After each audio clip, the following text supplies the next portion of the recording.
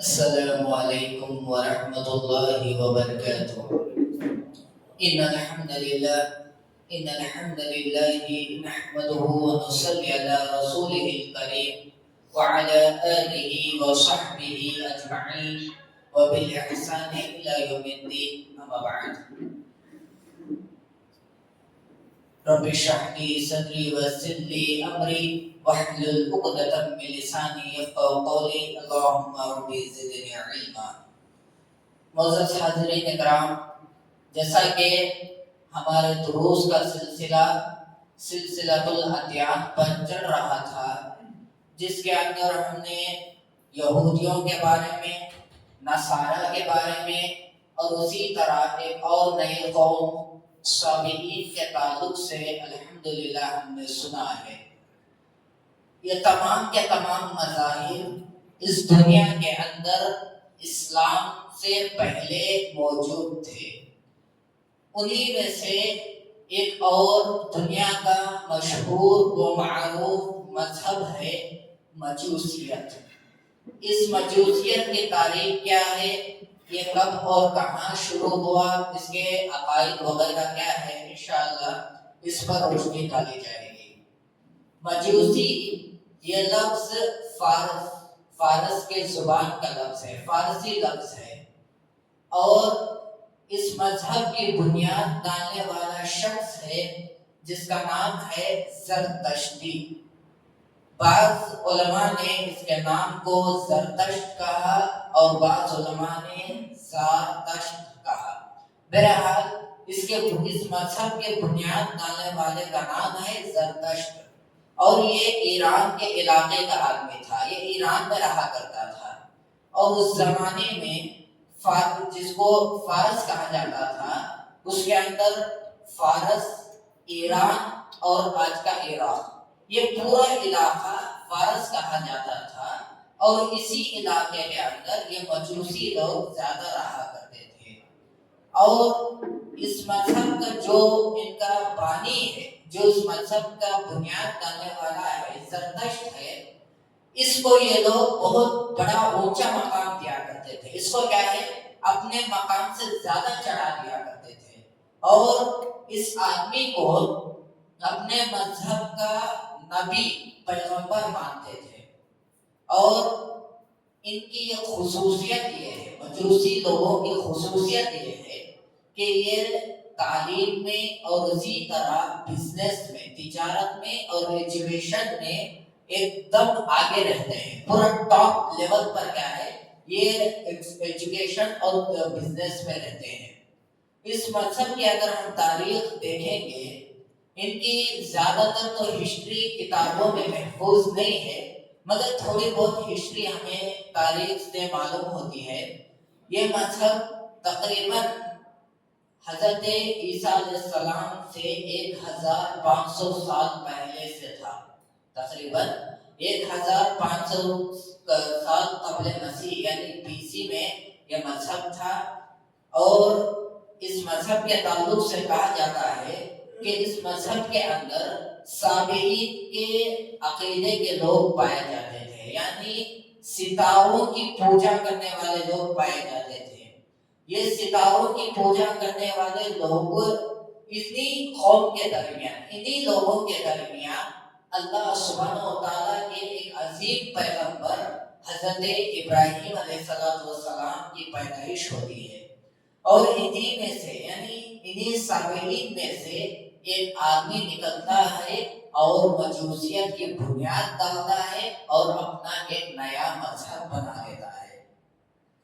اور مجوسیوں کا ایک دعویٰ یہ ہے کہ ان کے پاس ایک آسمانی کتاب ہے، جیسا کہ اسلام میں قرآن ہے، یہودیت میں تورات ہے، انجیل ہے، زبور ہے، اس طرح جو الگ الگ مذہبوں میں آسمانی کتاب ہے، اسی طرح ان مجوسیوں کا یہ دعویٰ ہے کہ ان کے پاس بھی ایک آسمانی کتاب ہے جس کا نام ہے اوسطا، جس کو یہ اوسطا کے نام سے بلاتے ہیں، اور یہ کتاب فارس کی زبان میں ہے، جبکہ اس کی کوئی حقیقت نہیں ہے اور اس کی کوئی دلیل نہیں ہے، تاریخ سے ہو، دلائل سے ہو، کہیں بھی یہ ثابت نہیں ہے کہ اللہ سبحانہ و تعالیٰ نے کوئی ایک اور ایکسٹرا کتاب نازل کیا ہو، اس کی کوئی دلیل نہیں ہے، یہ اوسطا، یہ باطل ہے، یہ صحیح نہیں ہے۔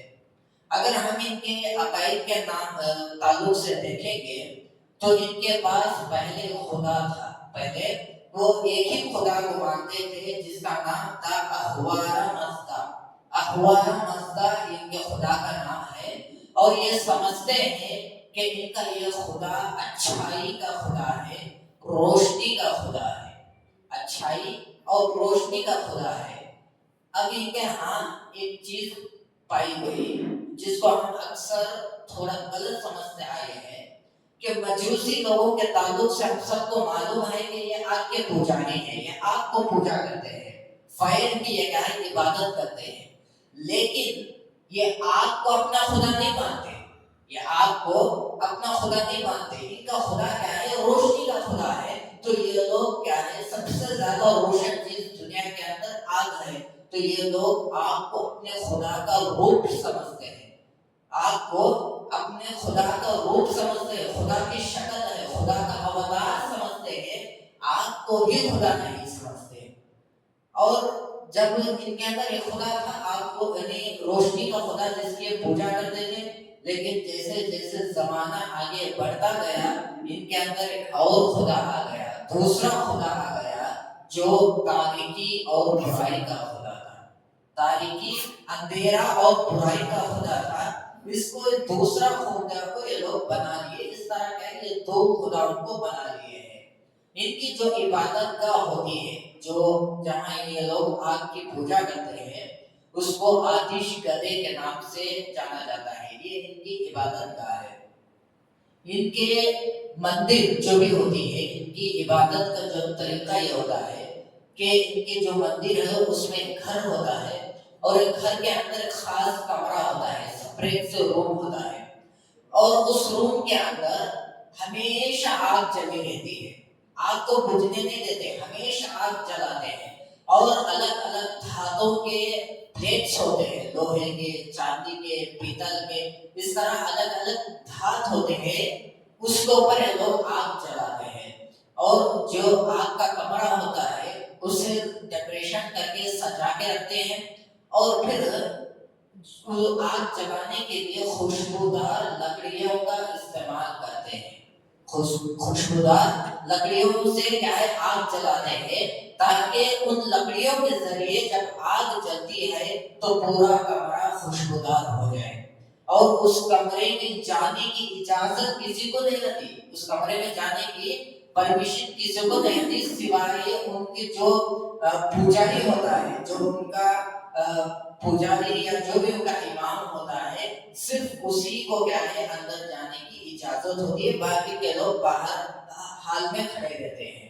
اور یہ لوگ کیا ہے آگ کو بڑی پاک مانتے ہیں، آگ کو بڑی کلین اور پاک مانتے ہیں، اس لیے پاکی صفائی کا بہت زیادہ خیال کرتے ہیں، خصوصاً جب وہ عبادت کے لیے جاتے ہیں۔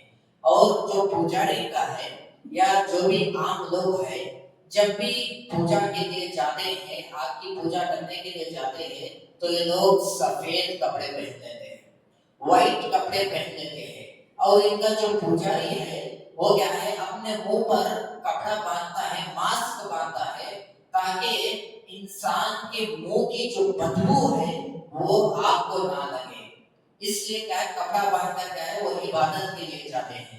اور آگ جلاتے ہوئے جو فارسی یعنی پرشین لینگویج ہے اس میں کچھ منتر وغیرہ پڑھتے ہیں، اور اس کے بعد ان کا جو پجاری ہے وہ ایک چھوٹی سی تیلی یا جو بھی کیا بولتے ہیں چھوٹی سی پلیٹ میں آگ کا ایک حصہ باہر لے کر آتا ہے، اور جیسے ہی وہ آگ کو باہر لاتا ہے جتنے بھی باہر لوگ کھڑے ہوتے ہیں عبادت کے لیے سارے کے سارے لوگ سجدے میں گر جاتے ہیں۔ یہ ان کی عبادت کا طریقہ ہے، اور ان کے تعلق سے ان کی جو تدفین کا طریقہ اگر ہم دیکھیں گے وہ بھی بڑا عجیب طریقہ ہے۔ جو بھی ان کے انسان مرتا ہے تو یہ لوگ کیسا اس مردے کے ساتھ احوال کرتے ہیں، جیسا کہ ہم اگر دوسرے مذہبوں میں دیکھیں گے، خصوصاً ہندو مذہب میں دیکھتے ہیں کہ مردے کو کیا لوگ جلاتے ہیں، لیکن یہ لوگ مردے کو نہیں جلاتے. کیوں؟ کیونکہ یہ لوگ آگ کو پاک مانتے ہیں اور انسان گنہگار ہے. انسان گنہگار ہے، گندا ہے. اب جب آگ سے مردے کو جلائیں گے تو آگ کیا ہے، گنہگار کو، گندی چیز کو کیسے کھائے گی؟ تو اس لیے ان کا جو تدفین کا طریقہ کیا ہے، ان کا جو بھی مندر ہوتا ہے، جو بھی آتش گدا ہوتا ہے جہاں یہ لوگ پوجا کرتے ہیں، وہاں پر ایک ٹاور ہوتا ہے جسے ٹاور آف سائنس کے نام سے جانتے ہیں. اس کا ٹاور کا نام کیا ہے؟ Tower of science. اس ٹاور کو اوپر ہے اس مردے کو لا کر سلا دیا جاتا ہے اور ان کے مندروں کے اندر کچھ خاص پرندوں کو پالا جاتا ہے، جیسے کوا ہے، ولچر ہے، اور اسی طرح چیل ہے. ان سب کی جو مردوں کو کھاتے ہیں، ان پرندوں کو چھوڑتے ہیں اور وہ پرندے اس مردے کو کھا کر ختم کر دیتے ہیں. یہی ان کے تدفین کا طریقہ ہے. اگر آپ جانیں گے تو انڈیا کا ایک بہت بڑا امیر انسان تھا جس کو دنیا کے بڑے امیر انسانوں میں چنا جاتا تھا. انڈیا کا نمبر 1 بزنس مین جس کا نام رتن ٹاٹا. اس کا انتقال ہوا تھا انڈیا میں، تو اس کے ساتھ بھی یہی معاملہ کیا گیا. اس کے مردے کے ساتھ جو اس کا جسم ہے، مردہ جسم، اس کے ساتھ ایسا ہی معاملہ کیا گیا کیونکہ یہ رتن ٹاٹا کیا ہے، فارسی اور مجوسی قبیلے سے تعلق رکھتا تھا. اس کا مذہب مجوسیت کا تھا. اور اسی طرح ان کے عیدوں کے بارے میں اگر ہم دیکھیں گے تو ان کی عید ایک ایسی عید ہے جو 9 دنوں تک چلتی ہے، جو مارچ کی 1 تاریخ سے لے کر 9 تاریخ تک چلتی ہے. اور اس کو یہ کہتے ہیں اپنا نیا سال مانتے ہیں، نیو ایئر ہوتے ہیں، اور اس کے نئی سال کی شروعات ہوتی ہے. اور ان کے گھر میں جب بھی کوئی بچہ پیدا ہوتا ہے تو بچہ پیدا ہونے کے 7ویں دن بچے کو کیا ہے، سفید کپڑے پہناتے ہیں اور اس کے کمر میں ایک دھاگا باندھتے ہیں اور وہ دھاگا پورے دن میں 3 مرتبہ کھول کر دوبارہ باندھتے ہیں اور اس کو کیا ہے، پانی میں نہلاتے ہیں. یہ ان کی رسم ہے. اور ہندوستان میں اگر ہم مجوسیوں کے تعلق سے دیکھیں گے تو یہ تقریباً 50,000 سے لے کر 60,000 کے پاپولیشن کے درمیان ہے. اور ان کے نام کیا ہے، یہ اکثر کیا ہے، مسلمانوں سے ملتے جلتے نام ہے.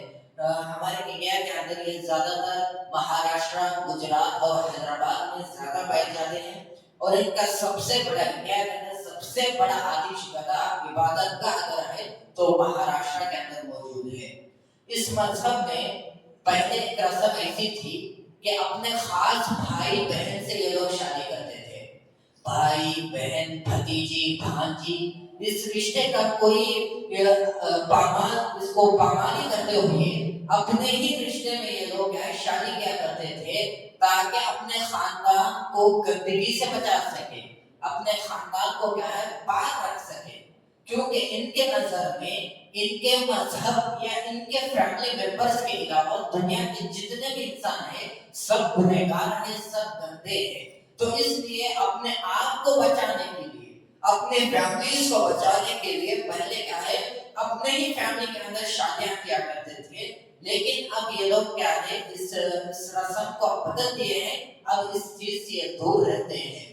اگر ہم پہلے کے زمانے کی ہسٹری دیکھیں گے، خصوصاً جب عرب کے ماحول میں اسلام کی آمد سے پہلے، اسلام کے آمد سے پہلے بہت سے الگ الگ قبیلے کے لوگ یا جو بھی صحیح دین پر رہا کرتے تھے وہ لوگ کیا ہے، ان مجوسیوں کی عورتوں سے شادی کیا کرتے تھے.